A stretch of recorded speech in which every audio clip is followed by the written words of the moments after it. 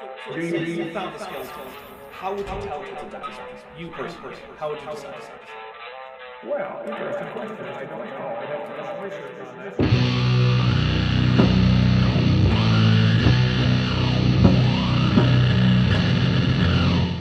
Hey there YouTube, the Dapper Dinosaur here. Today we're continuing with our deep dive into what ICR thinks about fossils and what we can learn from them. Today we're looking at one of their video podcasts with Dr. Brian Thomas, a paleobiochemist, or at least he has the credentials to be one, but instead chooses to be a pseudoscientific liar. He is joined by Ivana, one of the two main hosts for the ICR podcast, along with Trey. I generally think she's the better host, as she seems less often to be at a loss for words and generally seems more enthusiastic than Trey. Before we start, I'd like to ask you to check to see if you're subscribed, and if not, go ahead and subscribe. It's reversible and free. Then, if you could, turn on all notifications with the bell icon. Last, if you enjoy this video or enjoy my videos generally, please hit the like button and leave a comment giving me your thoughts, as those are some of the only ways to tell YouTube that my videos should be shown to people like you, the smartest people on the internet. We're going to be hearing from Thomas about transitional fossils now, so buckle up. Well, Dr. Thomas, today I wanted to talk to you about transitional fossils.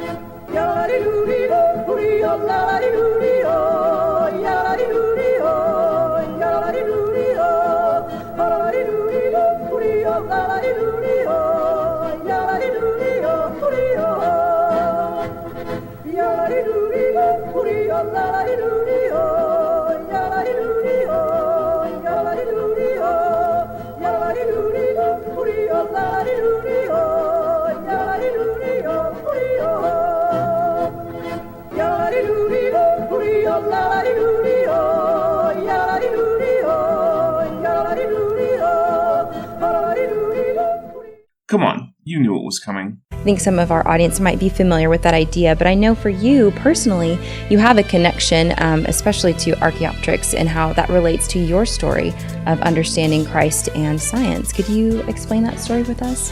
Right, sure. This was a big deal. I can honestly say I've never heard a come to Christ story that involved Archaeopteryx. Because when I was in zoology class and I was being taught evolution as true, evolution meaning you came from fish. That's what I mean when I say evolution. Yeah, I knew it. So, universal common ancestry. That's called universal common ancestry. And it's not just that you came from fish. If fish is going to be something that means anything in science, then it basically is the same word as vertebrate. And so, you are a fish. That's what that's what my professors said. Wow. You know. I need Brian here to take a public speaking class so that he can stop trailing off at the end of every single sentence. It's happened a lot already, and I've been boosting the volume to make it less noticeable. Why am I in charge of this rather than Brian and the ICR editing team? You came from fish, and here's the proof of it. And they showed a picture of Archaeopteryx. I'll take things that never happened for 500, Alex. Oh, and hey, that's from back when ICR's logo had the DNA twisting the wrong way around. That's fun. Did my professor, on the last day of class, no less. Did everyone clap?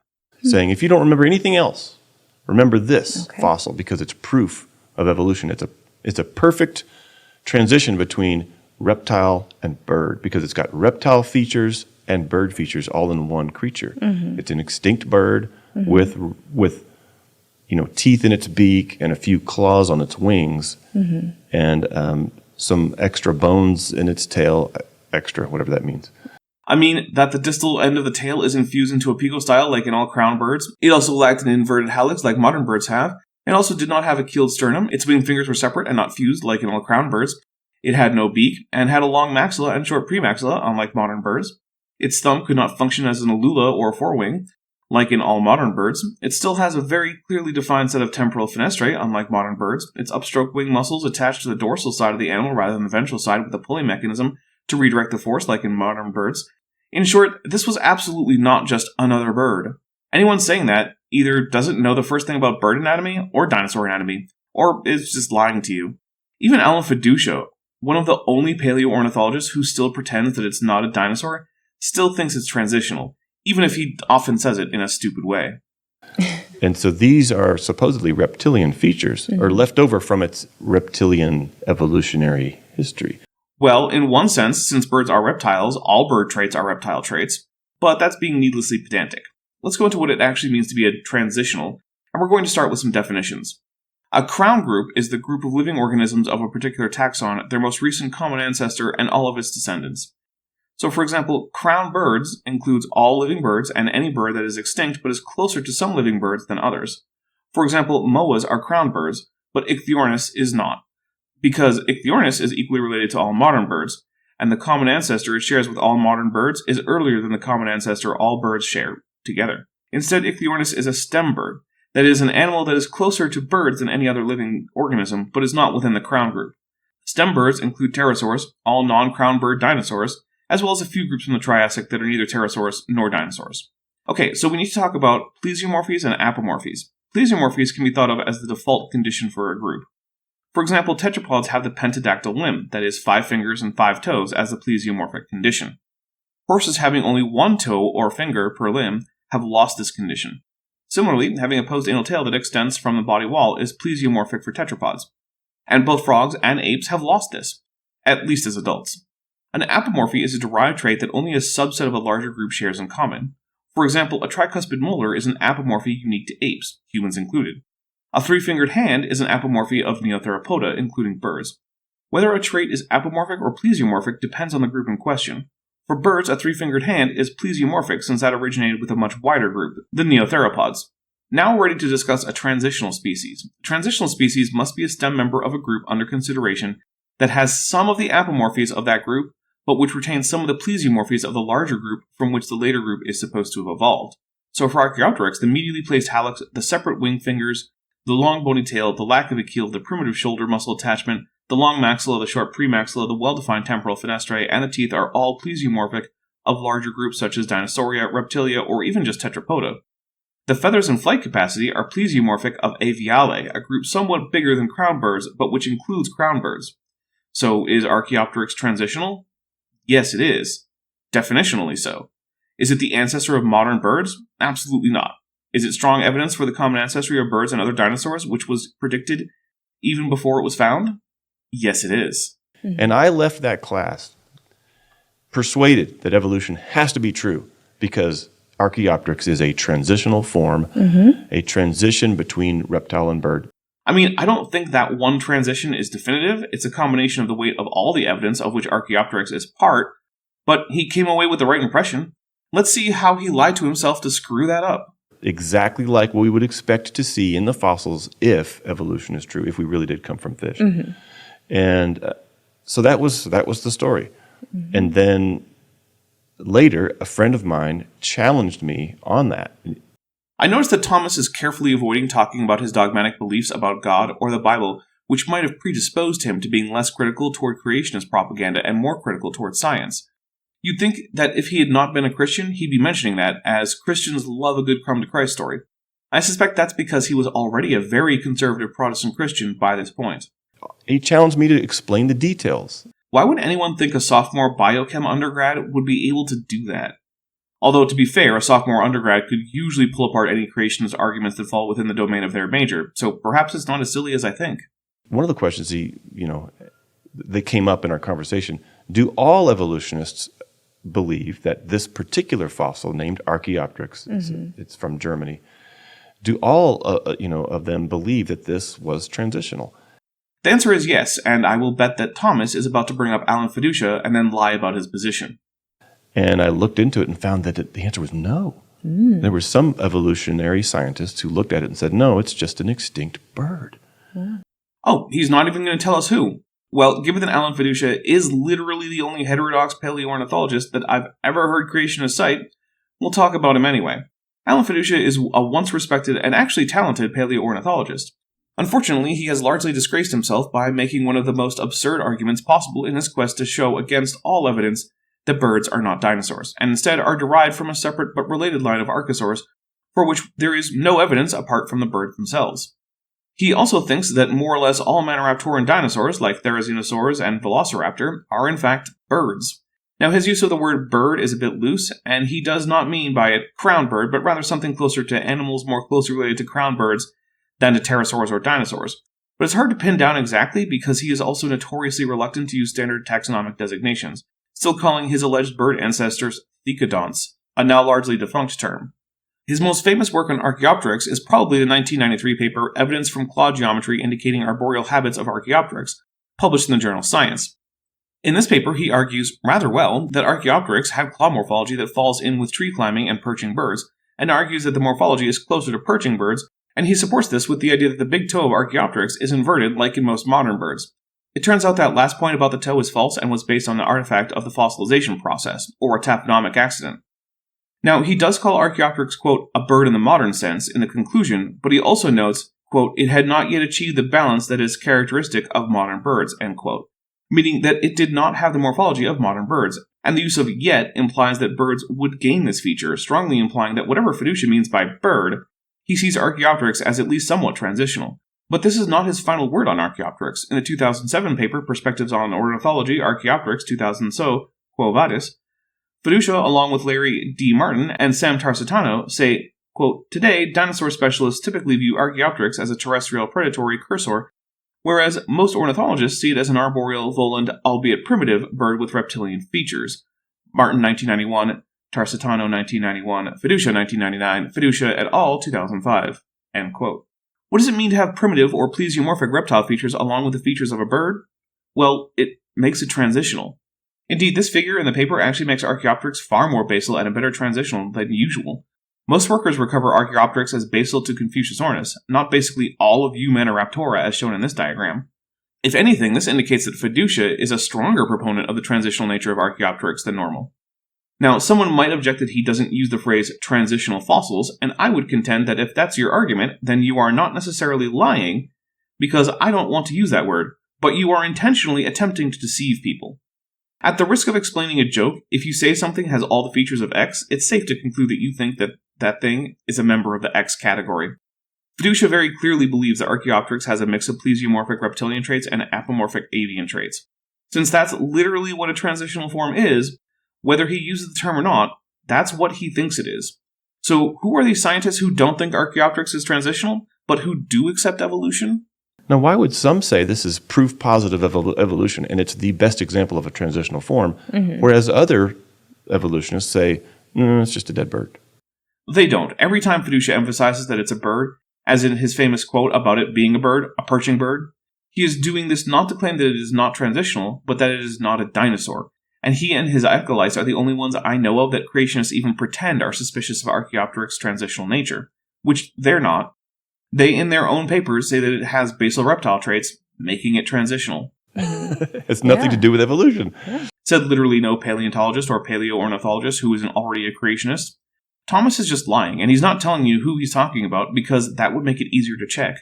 Fortunately, I have engaged with enough creationism that I know who he's talking about, and I bothered to actually read the papers that are relevant, and they're linked in the description, so feel free to check on them. It's so why? And so that's the question I have too, except for me, it's why our creation is so frequently dishonest. And of course, the answer is that because their ideas are fundamentally at odds with almost everything we know about the real world. If they don't lie, they largely couldn't actually claim that the evidence supports their distinctive ideas. That got me started on my journey from evolution to creation, was that very question about this very fossil. Okay, so according to Thomas, what got him started in abandoning science was finding out that some people who accept evolution don't think Archaeopteryx was transitional, even though that's not true, and there are, as near as I can find, and as near as he can tell us, no such people. So let me know in the comments, is Brian too stupid to comprehend very basic English like, quote, primitive reptilian trait? Or is he so stupid he doesn't know what a transitional fossil is in the first place? Or is he lying? At this point, I'm not even sure I believe the story about a friend challenging him on evolution. I suspect that what actually happened was that he realized that evolution was incompatible with his extremely conservative Protestant theology, and then he seized on any kind of scientific disagreement about anything in evolutionary biology or paleontology, and his bias made him think that disagreement within a field means that the field itself is just full of Now, I don't know if that's what happened, but it's way more plausible to me than Thomas imagining non-existent scientists who think Archaeopteryx isn't transitional. Or him just reading Fiducia and coming to the conclusion that Fiducia's position is almost exactly the opposite of what it actually is. Mm-hmm. And so, of course, at the end of that journey, I found different answers. And I found that that should not count as a transitional fossil. I wonder if he'll explain why not, or if we'll be left with the claim that unknown so-called evolutionists don't think it is. And we'll talk about why. Yeah, Hopefully. thank you. Yeah, I would hope so. But rather than promising to do it, why not just do it? Jump in there. Let's see why Archaeopteryx isn't transitional. So I appreciate you just sharing there's a personal connection. We're not just trying to, yell answers at people, but even for us in our own discoveries and understandings of science. So thank you for sharing that. And as we talk about transitional fossils or transitional forms, you can tell me which one is the correct way to say that. Get on with it. Yes, get on with it. Get on with it! I think it might be good just for some of our audience. What is the overarching definition? And so give us that definition, and then why are these so important? You kind of mentioned that in your story, but why are these important to the evolutionary view? A surprisingly good question. Why do I have the sinking feeling that Thomas is going to just get this wrong? Probably because if he gets it right, it will be too obvious that we actually have many transitional species. There's going to be transitional form. It is a slippery definition.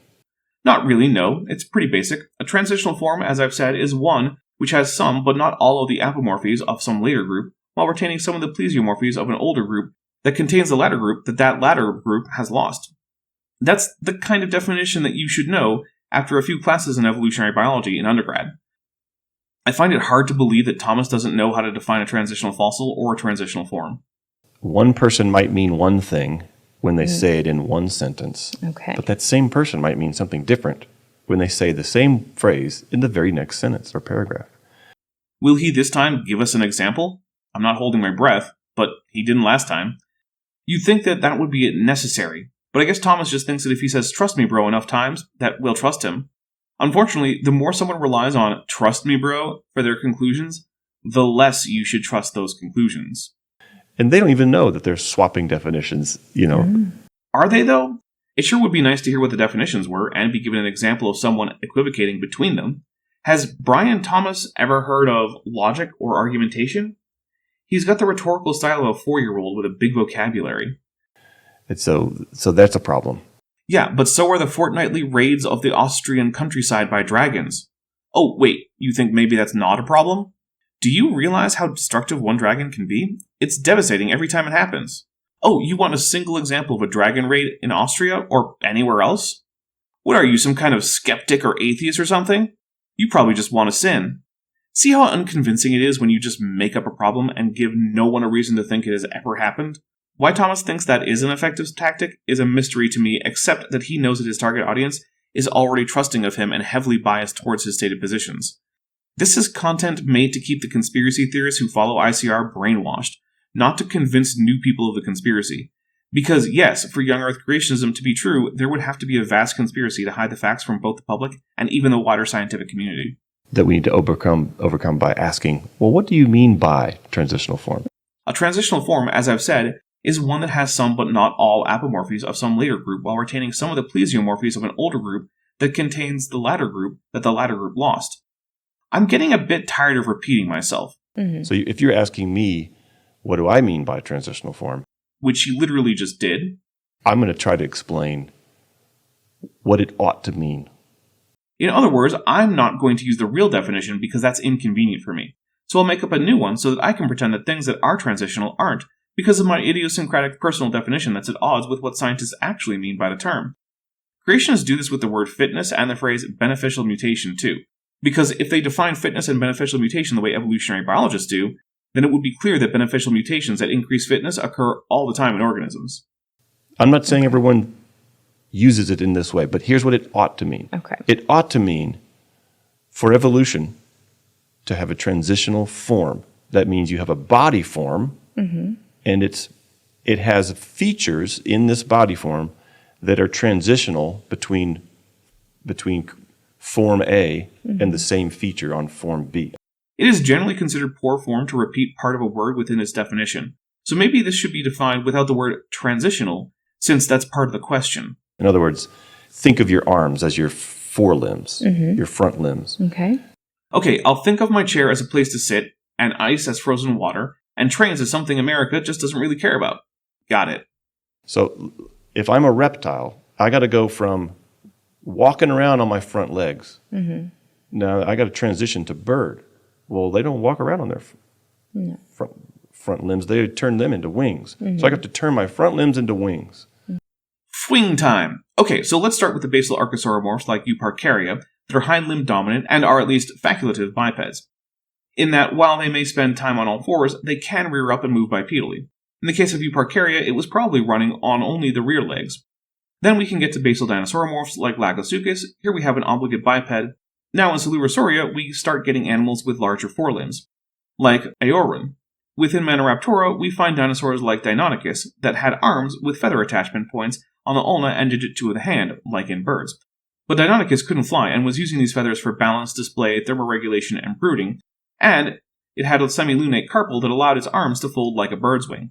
Then we get to more gracile forelimbs like those of Archaeopteryx, which were similarly feathered, but which were actually used as wings, although they still have unfused fingers. And then finally, in Ornithoromorpha, we finally get to fused wing fingers.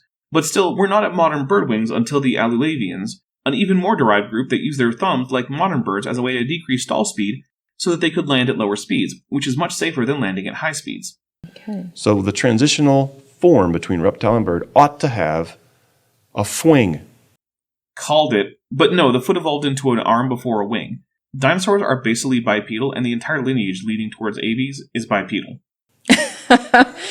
Yes, Right? they should. It ought to have a transitional. We all should. It ought to have a transitional feature. Yes.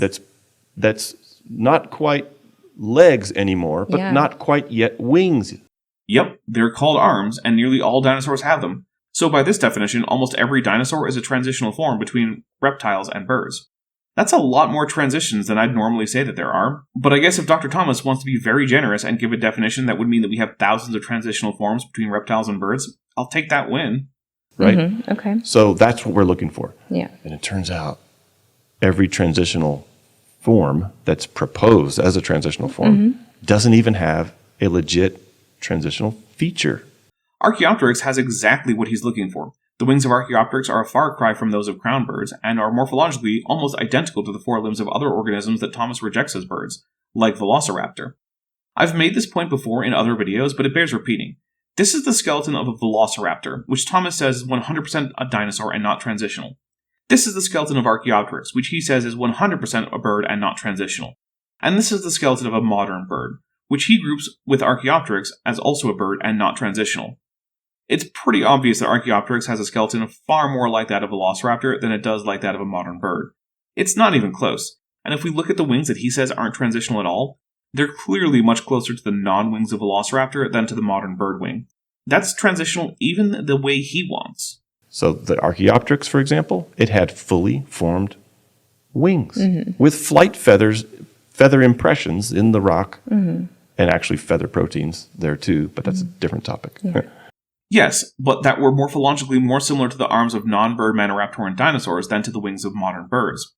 I don't know what fully formed means, because no creationists ever actually say what that means, but it's very obvious that the wings of Archaeopteryx retain plesiomorphic conditions like claws on each digit and unfused metacarpals and phalanges, while also having avian apomorphies like feathers, including remiges, and a semilunate carpal. If that's not a transition, then I would love to hear what could possibly qualify as a transitional wing, even hypothetically. This wing meets both Thomas and my definitions for transitional. Yeah. You got to have a transitional form. It's got to have transitional features. Like claws on all digits and unfused digits. Got it. So far, so good. So when my evolutionary colleagues say, "Oh, transitional form this, transitional form that," I tend to want to ask them, "Well, what's transitional about that transitional form?" Either he's lying about actually asking that question, or he has never bothered to actually listen to the answer. Because it's trivial to show what's transitional about basically any transitional form you could want to name. For example, what's transitional about, say, Pakicetus? Well, it retains the basal ankle joints of an artiodactyl while having the derived ear structure that today is unique to cetaceans. What's transitional about Australopithecus? Well, it has intermediate limb proportions between those of quadrupedal Miocene apes and modern humans, it has a basal face and brain case, while having a very derived and human-like pelvis. Its feet are transitional in their arch structure between the relatively flat-footed non-human apes and the highly arched feet of modern humans, while also having the derived condition in an inline big toe. What's transitional about Tiktaalik? Well, it retains basal features like a laterally flattened tail for swimming like a fish, and rays that are not quite digits, but it also has derived traits of tetrapods, like a separation between the cranium and the pectoral girdle, forming a neck. It also had an elbow and knee joints that are themselves intermediate between the limbs of earlier stegocephalian fish like Eusthenopteron and later tetrapods. See? It's very, very easy to answer that question. Mm-hmm. If they're saying the Archaeopteryx is a transitional form, which feature is transitioning? The legs, arms, sternum, furcula, cranium, mandible, pelvis, and tail. So basically all of it. And then we zero in on that feature. Well, the wings, well, they look fully formed. Which doesn't mean anything, but they are clearly transitional, as I've already belabored. But for the sake of thoroughness, look again at the arm anatomy of Velociraptor, Archaeopteryx, and a modern bird, and tell me that Archaeopteryx's wing is just like that of a modern bird. Okay, well, that's not transitional. Except that it very much is. Well, there's teeth in the beak. Okay, how is that transitional? Because it's plesiomorphic for Theropoda, and it's a plesiomorphic trait that is not seen in aves. So, it's transitional. Because Archaeopteryx is a mix of plesiomorphic traits that birds lost and apomorphic traits that they've gained. How could anyone think that that's not transitional? And so we can talk about that. We should talk about that, because he's just pointing out things that are very obviously transitional and then asking how they're transitional. What would be a transitional feature that Thomas would expect to see in a transitional bird? If he drew one, what would it look like? I think it would look like Archaeopteryx. Just a question as you're explaining that. Is there any maybe defense or explanation on the evolutionary side of why they haven't found the fwing, for example? Is there any explanation? Oh, and this is rich. Yeah, it's that we have the whole sequence of expected morphologies from front legs to arms to wings. We already went over a whole sequence of named organisms that exhibit the transition. So in the 1970s, Stephen Gould and a co-author proposed a reason why we don't see any of the transitions. Quote, since we propose punctuated equilibria to explain trends, it is infuriating to be quoted again and again by creationists, whether through design or stupidity, I do not know, as admitting that the fossil record includes no transitional forms. The transitional forms are generally lacking at the species level, but are abundant between larger groups, end quote. Yeah, that's Stephen Jay Gould already heading this one off at the pass. And by the way, if evolution really explains how fish turned into people over millions of years, which it does, then we have to do a lot of changes. I mean, to get a fish into a human form? Changes which are documented quite well in the fossil record.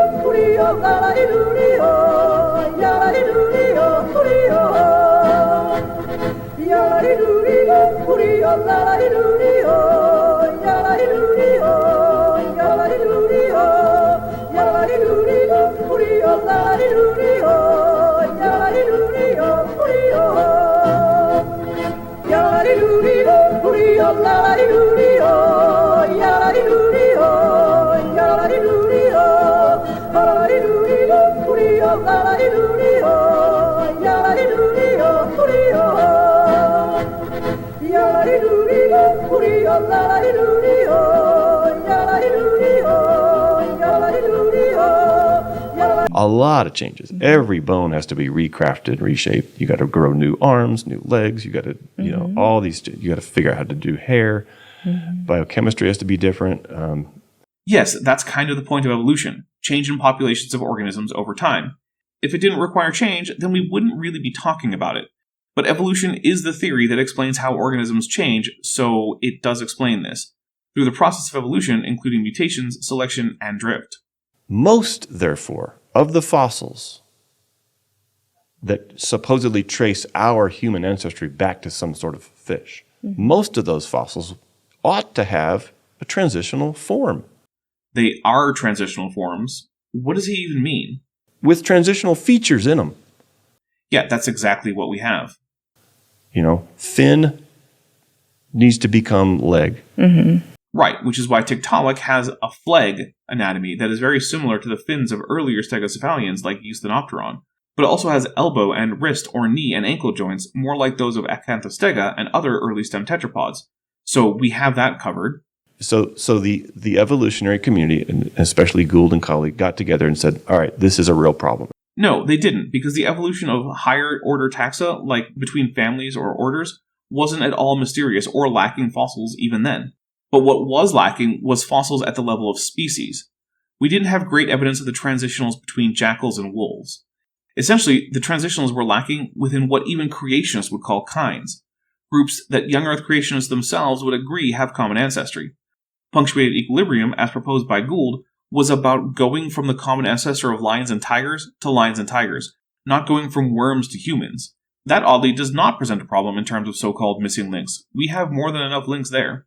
And they, to their credit, confronted the problem.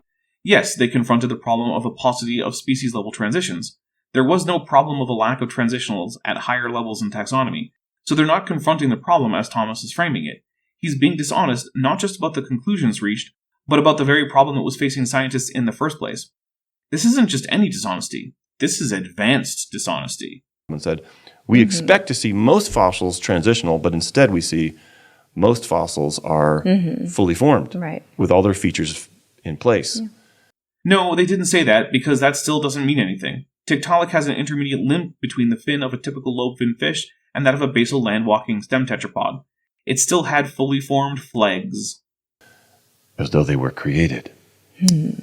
Or as though there were a mismatch between the rate of transitional forms being found at different taxonomic levels, rather than there being a lack of them overall, which was the real problem.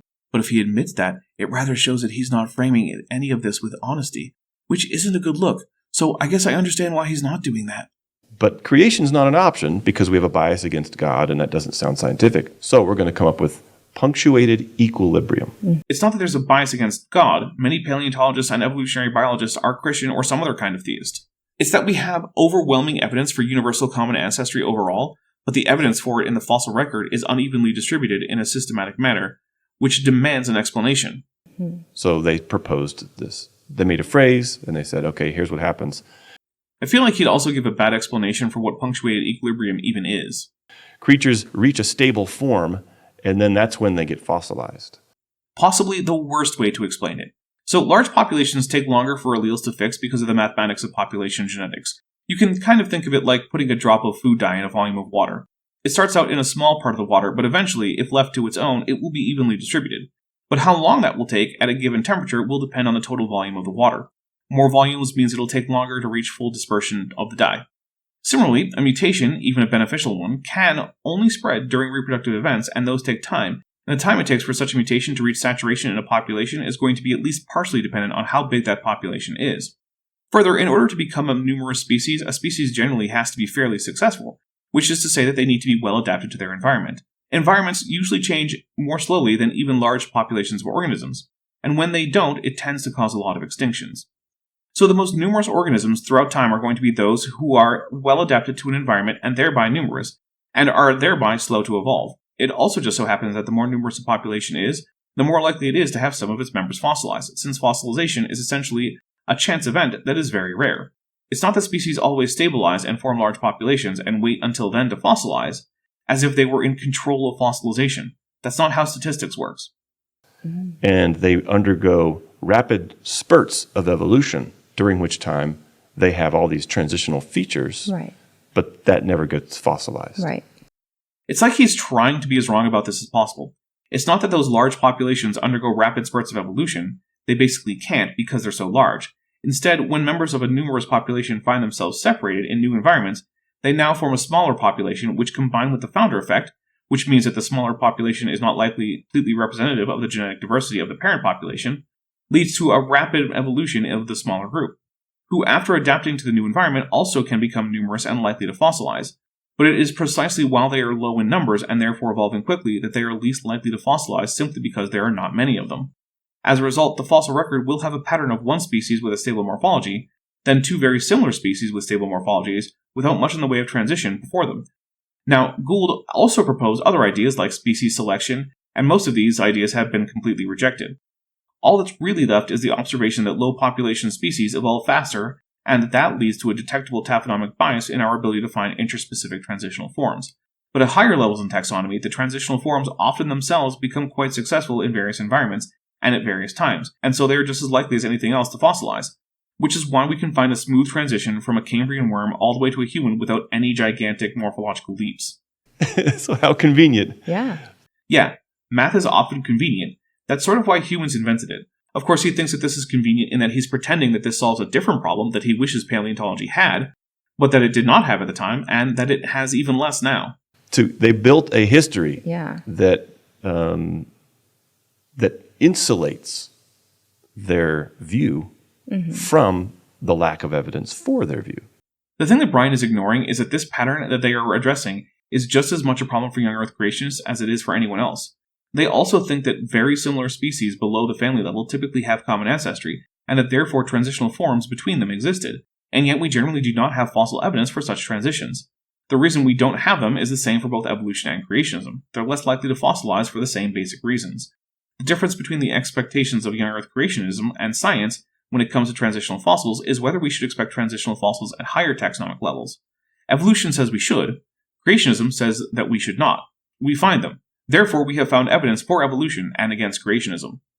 By saying, oh, well, we wouldn't expect to see any transitional forms. Because here's how evolution happened. It happened in these short, punctuated... They're shy. So they're going to transition and then come back. Yeah, they transition when that fossilization is not happening. Yeah. No, neither punctuated equilibrium nor modern evolutionary biology links the timing of transitions to when fossilization is occurring. Fossilization is something that is rare, and transitions between species are relatively short-lived events that happen with relatively small populations. Let's think about it in terms of things that happen today. We all know that meteorites strike the Earth every once in a while. We also know that overall the number of people who are both alive and have won the California state lottery is fairly small. But we don't know of anyone who has been hit by a meteor as well as won the lottery.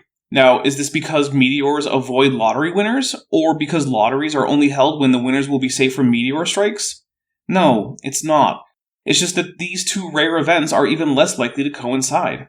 That's what's happening. Transitions tend to be small in terms of population and rapid in terms of geological time periods, and fossilization is rare. Therefore, the number of transitions at the species level is low, but not zero. But no organisms are avoiding fossilization because they're transitional. It's not even clear how that could happen. It's just a numbers game, like the meteorites and lottery winners. And then they reach a stable form with their fully formed features. Which doesn't mean anything. Fully formed is right up there with kind and information in the group of things that creationists will talk about, but never actually define. That's when they form fossils. So, boy, and I don't see how. I mean, that's just clever imagination, is all that is. Which part of basic population genetics and taphonomy are clever imagination? Like, specifically. Of course, Thomas isn't likely to tell us. He's just going to complain that basic probability accounts quite well for the problem his position also shares, and that he is pretending is an entirely different problem. Because remember, we don't actually have a problem of missing transitional forms. Okay, so you've explained some of these transitional forms. Ivana and I must have very different ideas about what the word explain means. And how that's supposed to show the changes between these creatures as they evolve. And we mentioned Archaeopteryx as being one example that some evolutionists would point to. More like all, because remember, even Clary's example of a scientist who doesn't accept Archaeopteryx as transitional does actually accept it as transitional. We also have some supposed human ancestors like Homo habilis or Lucy. First, creationists, if you're watching this, calling all of Australopithecus afarensis Lucy is as stupid as you calling all dogs the name of your particular pet dog. Lucy is one single individual. She isn't the only individual of her species that we know of. She's not even the most complete one anymore. Second, there are a whole lot more than that, including Sahelanthropus chadensis, Ardipithecus ramidus, Australopithecus africanus, A. sediba, A. garhi, Homo erectus, H. rudolfensis, H. antecessor, etc. Third, the use of the term ancestor is a bit misleading, although I think Ivani used it in reasonably good faith. Transitional fossils are almost never actually going to be directly ancestral to later organisms. They more likely represent a single species among several closely related species, one of the others of which is the actual ancestral population to later organisms. Only in cases where we have an absurd abundance of fossils and the transition is exceptionally smooth can the actual ancestor-descendant relationship between fossil species be reasonably determined. So could you explain maybe some of those additional examples and just some information about how they fit in if they are supposed human ancestors? No, I don't think he can. Well, Homo habilis came on the scene also in the 70s. Well, we're jumping right into Homo habilis, which means we're almost certainly about to get a rehash of the stupidest claim in all of Contested Bones by John Sanford and Christopher Root, that Homo habilis is actually a chimerical species mixing bones from some Australopithecus species and H. erectus. What scene is this? This is the scene where, basically, evolutionists need to find an example of a transition from ape-like ancestor to man. No, no one needs to find human ancestors or near ancestors. Something that creationists seem to have in common with flat earthers is the idea that actual scientists, by and large, know that they exist or even care about demonstrating that science is right specifically to them. It's been about a century or so since anyone has really been trying to demonstrate that the basic ideas of evolution, like selection, mutation, and common ancestry, are true. Just like nothing that NASA or JAXA or other space agencies do is aimed at demonstrating that the Earth is a globe, nothing that paleoanthropologists do is aimed at demonstrating that humans are apes. In both cases, it's because those questions have been answered for a long time. Now we are looking at the details of the subject. Further, even without a single fossil, that humans are apes is already evident, as it was all the way back with Carolus Linnaeus, who wanted to put humans and other apes in the same family, but didn't, not for scientific reasons, but essentially due to peer pressure from the clergy. If you put that information together with the already well-evidenced fact of universal common ancestry, boom, you know humans are apes and so share a common ancestor with all the other apes. That being said, the fossil record of hominins tells us the details of what that evolution looked like. It tells us who was around, what species. It can help us tell what selection pressures affected the ancestors of humanity, what drove humans to occupy such a unique niche, etc. All of that is cool stuff to know, and that's why paleoanthropologists study it. We want details, but no one is worried about demonstrating the obvious, that humans evolved from and therefore are apes. So what is that transition? What is what transition? The transition between basal Miocene apes and modern humans? I mean, there's like a dozen or so such transitions. Well, it's supposed to be a transitional form, and so what do you need to legitimize a transitional form? You need a transitional feature. Well, ideally, you have a suite of transitional features, but since Homo habilis is transitional in terms of limb proportions, brain case size, and facial features, it's what I guess I'd call Great success. So Homo habilis came along with human skull fragments. Skull fragments, huh? This is KNMR ER1813, the most complete Homo habilis skull known. It's from Kubifora, Kenya, and was discovered in 1973. First, that skull is not a Homo sapiens skull. Second, while it was found broken into pieces, calling this fragments seems to imply that we don't really know what the skull looks like. But we do. Now, of course, I also want you to notice that at no point has Thomas actually bothered to tell us what he means by human, or how he or anyone else actually measured any parts of the H. habilis remains to determine that they are human. He's just saying words with the hope that the impression they give a lay audience is at odds with the actual science. Mixed with ape skull fragments. Yep, that's the Contested Bones claim. And look once again at KNMER1813. That's a single skull. It's not a chimera. It all fits together, which wouldn't happen if you took the skull of two different species and shoved them together. And there are other skulls which are less fully intact, but even so, they can be reassembled to match this skull. This is just a lie. And why did Roop and Sanford make up this lie that Thomas is now parroting? Well, it's because Homo habilis really is the perfect transition between late Australopithecus and early Homo. It has a flatter face than Australopithecus, but is not as flat as later Homo. And it has a brain case size that's just a bit bigger than most late Australopithecus, but at 510 cubic centimeters is well below the 950 cubic centimeter volume for typical Homo erectus skull. Literally, the evidence presented in Contested Bones is that it would be better for them if the bones were chimerical, not that they actually are. But the problem is that the bones assigned to H. habilis are not a combination of Australopithecus and H. erectus bones. Each bone on its own is transitional. The bones themselves are a mosaic of archaic and derived traits. So even if we did discover that some of the bones were actually from some earlier apes, that wouldn't actually do anything to invalidate H. habilis as a taxon or remove its transitional status. In a bone pit. Well, that is the case for the Olduvai Gorge site, but not for the Turkana Basin site. So this is a lie of omission, because I know where this is going, and the idea of a bone pit will become important. Anyway, so ape skull fragments found in a bone pit. Well, Homo habilis is an ape, so yeah. Along with human tools. Actually, no. I'm going to assume that until he tells me otherwise, that human means Homo sapiens. The tools found from the Homo habilis site are in fact not known from any H. sapiens locations. They are of the Oldowan toolkit, an extremely primitive set of very basic tools, including scrapers and pounding stones. Tools that are only a small bit beyond the stone tools made by chimpanzees. Think about that. Even the tools are transitional. Like, what better example of a transitional form could possibly be imagined? Even the technology is intermediate. And the scientists who did the study, Mary Leakey, I think, she said, obviously, this ape who donated its skull fragment to this bone pile was smart enough to use tools to butcher dinner. Well, since it's the only ape around, and the tools are only marginally more complex than can be made by other non-human apes, the ape bones don't have butcher marks, but the other bones do. Yeah, that's the only reasonable conclusion. And this is why the bone pit is important. But I don't want to spoil it. And that was their conclusion. Now, oh my goodness. Scientists went to the most parsimonious explanation for the data, and at best all creationists have been able to do is lie in order to counter it. How shocking. Have you ever heard of that? Yes, I have, although I think he's talking to Ivana, because he doesn't know I'm doing this. That being said, I suspect that he might actually have heard me. I've been mentioned on both Evolution News and Creation.com, so it's not impossible. I have. Mm-hmm. Okay, so you tell me. I feel like he wasn't expecting her to answer in the affirmative. Ivana, what other interpretation could you put on the same evidence of ape skull fragments with tools mixed in the same junk pile? You can interpret it in an infinite number of ways, but the question is, do any of them better explain the evidence? Maybe it was aliens who were slumming on Earth and had apes as pets, and they made the Oldowan tools themselves because they were anarcho-primitivist aliens. That's another interpretation, but I think you can see why that's a worse explanation. It requires unnecessary assumptions. Here are the assumptions needed for the standard interpretation. That animals we know can produce tools.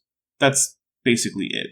I mean, sure, there are the standard assumptions of science and paleontology, like that the world exists and that it operates according to consistent principles, that fossils are actually the remains of ancient organisms, etc., but I don't think Ivana or Thomas are going to contest those. But let's see what Ivana comes up with. Well, I wonder if two different things got thrown into the same hole. That's what I would think. That's what she said. In all seriousness, though, more than 2 species were found. 1 ape species at least, 1 non-ape monkey, and some ungulates were found. So it's a bunch of things. But that isn't really a statement that's at odds with the consensus view of the Olduvai Gorge site, so I doubt that's what Thomas is looking for. In other words, did the ape whose remains are there, must that ape be the one who is responsible for the tools? We don't know that. Actually, we do know that, and you might be surprised to hear me say that no ape found there is logically required to be the one who made the tools. But an essentially infinite amount of possibilities exists that could explain the data. The question is which one of them is actually reasonable and requires the fewest otherwise unnecessary assumptions. If you want to claim that some other organism was making and or using the tools, you'll need to figure out what that organism was, explain why we don't have their remains, and also properly explain why you think the apes in question couldn't have done it. That adds a whole host of new assumptions that we don't need to explain the data with another option. That means it's up to the people proposing this alternative to actually find the evidence. If Thomas wants to introduce a new actor to explain the site, it's on him to show that it's even a reasonable, never mind probable explanation. What's his name on it? Might be a good question. Was whose name on what? Was someone's name on a tool? On the fossil? What is she even talking about? Okay, so what I'm getting at is, what if a person made the tool and ate the ape for dinner? Well, now we need to know what is meant by person, but since it's contrasted with ape, then it means that Clary is suggesting that a new actor was present that is not actually found at the site, that organism was butchering all of its prey except the apes it was eating, but that it ate the apes unbutchered for some reason, and that it left no physical evidence around, and that this organism was something like a Homo sapiens long before we have any evidence of that species even existing. There is absolutely no reason to take that possibility seriously until the consensus view is falsified and at least some evidence of these new actors at the site is discovered. Good luck to Thomas on that, because creationists aren't even trying to do any of that. And so that fits the data. No, that's completely precluded by the data. It does not even come close to fitting the data. Just the fact that the ape bones aren't butchered on its own is enough to cause anyone to reject this interpretation. Nothing about this is parsimonious or reasonable, but what it is a possibility that helps young Earth creationists avoid cognitive dissonance at the cost of making them look like gibbering morons. But that doesn't fit the need for a transition. There is no such need. Human evolution as such is not currently something that is debated any more than the shape of the Earth is debated. Sure, there are details like exactly what did various human ancestors look like, where did they live, etc., that we still don't know. Just like we don't know everything about the shape of the Earth. Not every bump and valley is exactly mapped out across the whole thing, and it keeps changing. And there are also gravitational anomalies that change sea levels, which can also be thought of as changing the shape of the Earth. But no one is out there trying to prove that humans evolved from non-human primates any more than anyone is out there trying to prove that the Earth is a slightly oblate spheroid. We've already covered it. The only people bothering with this are people like me who are doing counter-creationist stuff, either in their spare time or in lieu of actual scientific work. Because let's be clear, this channel is not doing science. Real scientists don't have the money or time to waste on refuting claims that creationists themselves don't even bother to find evidence for. At least not while they're on the clock, so to speak. So we built a story. I love when self-professed biblical literalists complain about storytelling. So much hypocrisy. Around an ape skull fragment and a human tool, man-made tool. Notice that he still hasn't defined what he means by humans. That's not a scientific term. If he wants to contest the scientific consensus, the first step is to actually get an alternative hypothesis that isn't ambiguous. Second, he'll have to find any evidence that whatever he means by humans have even been physically associated with these tools. Then he'll have to demonstrate that there's some reason H. habilis couldn't also have made the tools, and then he'll have to show that the organisms that meet the definition of whatever he means by humans were around in the Olduvai Gorge. Then he'll have to show why the ape bones weren't butchered. That's a pretty tall order. I don't think he can do any of that. And remember, none of those completely unevidenced things are necessary for the consensus view to be true. That's the low degree of science that we're dealing with. Yeah, a low degree of science is not making shit up and accounting for the evidence that we have. Instead, just making up wild nonsense because it would make an Iron Age text more plausible is a high degree of science. Does Thomas even hear himself when he says things like this? Low quality of science. It's a lot of storytelling on a few fragments. So, even if that were true, Thomas wants us to replace that storytelling with no fragments. That still leaves science as the winner here. It's actually kind of amazing how bad this argument is. Even if it weren't mostly based on lies about science, it would still fail. But you know what? That's enough of secondhand contested bones for me for now. We'll finish up not only this video, but this series next time. If you enjoyed this video, please hit like and tell me what you liked in the comments. If you didn't like it, then hit dislike and let me know what the problem was. Either way, please subscribe if you haven't, and turn on all notifications so that occasionally YouTube might tell you about my content if they feel like it, regardless of your wishes. I'm the Dapper Dinosaur. Hey, before you leave, I just want to take a second to thank my patrons and channel members, especially those pledging $20 or above. Ben Tovend, Phil Havara, Tapioca Weasel, Whispers, North Texas Fossils, John Ackerman, Strawberry Vein, Dr. Tapioca Weasel, Elron Teller, Horseflesh, Ian Chen, Calvin Brostig Van Manen, Landon Knoll, Mabbity Babbity, Sphincter of Doom, and Lawless. It's because of my channel members and patrons whom you're seeing on screen that this channel can stay afloat. Without you, it would all shut down. If you want to join the team, there's a link to join the channel below this video, and there's a link to join the Patreon in the description. On the Patreon, you can get a 10% discount for pledging annually, and either way, you get early access to virtually all of my scripted videos, often 3 to 5 months before they come out for the general public. Thanks for watching.